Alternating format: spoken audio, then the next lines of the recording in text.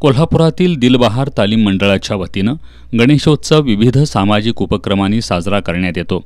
प्रतिवर्षाप्रमाणे याही वर्षी मंडळाच्या वतीनं विविध सामाजिक उपक्रमांचं आयोजन करण्यात आलंय। तालमीच्या वतीनं यावर्षी श्रीकृष्ण दरबाराची प्रतिकृती असलेला भव्य मंडप उभारलाय। शनिवारी गणेश चतुर्थीच्या मुहूर्तावर सायंकाळी मंडळाच्या 17 फूट उंचीच्या आकर्षक अशा गणेश मूर्तीची प्रतिष्ठापना करण्यात आली। यावेळी पुरोहितांमार्फत धार्मिक विधी करण्यात आले। यावेळी खासदार श्रीमंत छत्रपती शाहू महाराज, पालकमंत्री हसन मुश्रीफ, आमदार सतेज पाटील आणि दैनिक पुढारीचे संचालक डॉक्टर योगेश जाधव यांच्या प्रमुख उपस्थितीत आरती करण्यात आली।